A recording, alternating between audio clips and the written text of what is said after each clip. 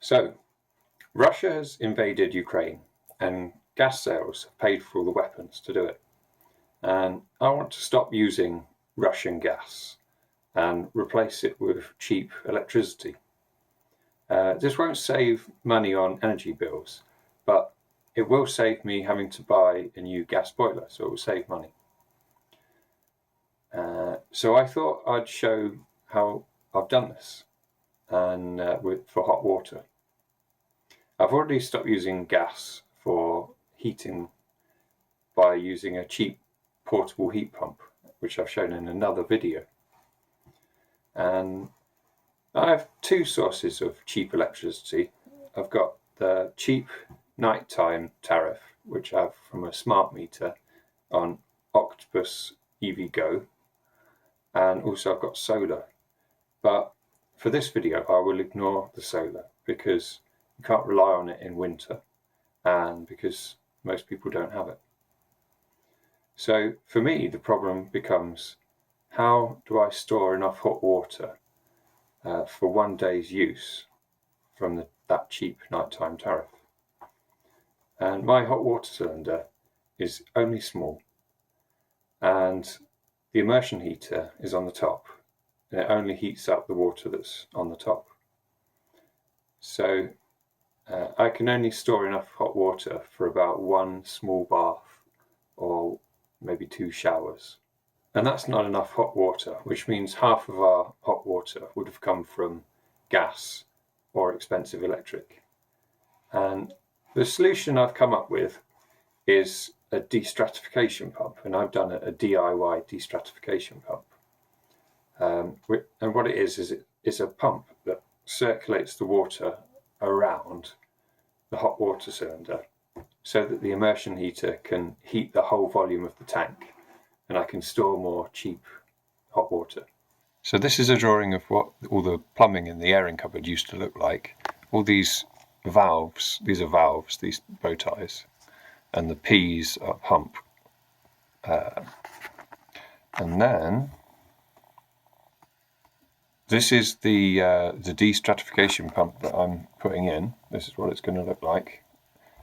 And so it takes flow from the hot coming off to the shower and sends it back in to the cold feed in from the header tank. And I put non-return valves, 2 of them, so that you can't pump it into the header tank, and so that you don't get cold coming through from the bottom of the tank when you have a shower. So that's what those 2 non-return valves are. Now I'm halfway through installing it, and what it is I put this one in here, and it goes down there, and I'm standing it, supporting it by its own pipework. The pump is there, that's the pump, and it's heavy, and the only way to support it is to stand it on a stilt on the floor. So the shower pump comes off here, and then the recirc pump's there, and then I need to go from here into the feed, which is that one, goes down to the bottom of the tank. You can see it just there, where it goes into the bottom of the tank. I need to put my non-return valve there, because that goes into the header tank. So I've gone for all metal, which is much better. Quite pleased with that.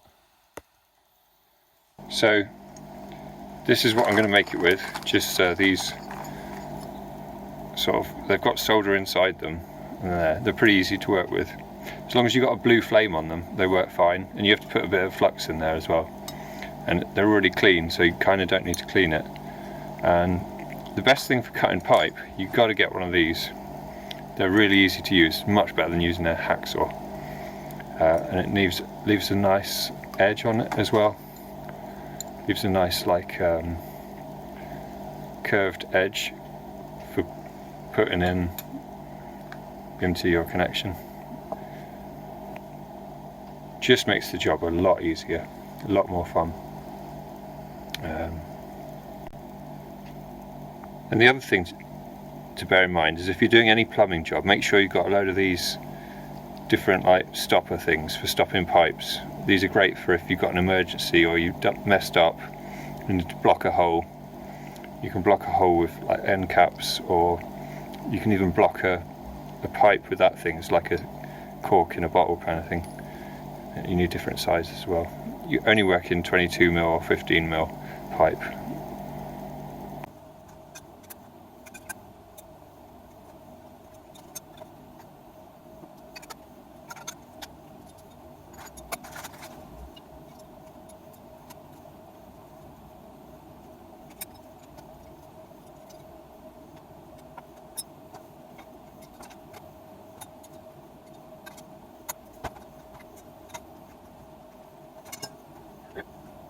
So this is the next section of pipe ready to go in, and it's self-contained. It's got the non-return valve and it's got a T so I can just tap into it. I've blanked it off for now. So here is the finished article. So I've come up from the pump up there to non-return valve and then gone across, tied into the T there. That was the new section which goes down into the tank and then up into the loft. That's the new section. It's got a non-return valve there and goes up into the loft. So this is a solar controller and it uses excess solar to heat water. But you don't need this. If you don't have solar, you don't need it. You can just use a timer instead, a plug timer. And this thing has a timer inbuilt into it that allows me to use the cheap nighttime energy as well. So I've been conducting a bit of an experiment today, and I've emptied the tank of all hot water and I'm steadily heating it up with solar, and it's now pretty much reached its set point there, and that's about somewhere near the top of the tank. It's used about 4 kilowatt hours to do it. So that would have been what it was like before the destrat pump. That would have been the limit of what I'd get, 4 kilowatt hours. And the bottom of the tank is at 18 degrees. So it's pretty well stratified, as it were. So we're going to switch on the destrat pump now and see what happens. And then we can see how much more storage we've got from the destrat pump. So we'll see what happens to that.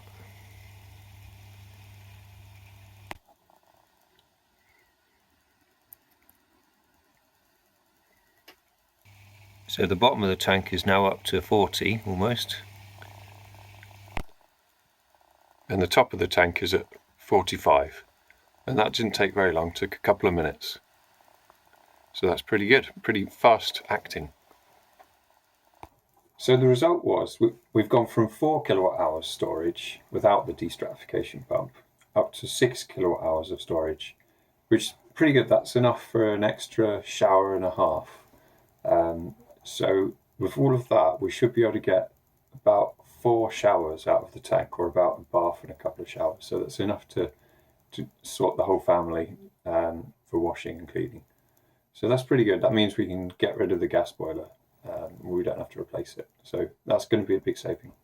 So in total it cost £150. It was 75 quid for the pump, and then the plumbing fittings were about, I don't know, 50 quid, something like that. And it's pretty quiet. You can sleep with it on. Had a bit of noise to begin with, where the pipes were sort of rattling against the wall. And so I moved them away from the wall, left a gap against the wall, and then that made all the noise disappear. And again, you only need to run it for like 3 minutes, and it's completely mixed the tank, so you wouldn't notice that noise. So it is something you can run at night time and sleep with, which is good. So this is what the result looks like on the smart meter. We've been able to shift all our hot water electricity demand into the cheap part of the tariff, and we've used this morning or today 20 kilowatt hours, and it's only cost us £1.40. So that's about 7p a kilowatt hour, which is really good. And some of that will be the standing charge, which is that peak there. And we're not just shifting gas demand over to a power station either, because when you look at the graph of energy use for the country, at night time nobody uses electricity, so it's all the spare wind and nuclear.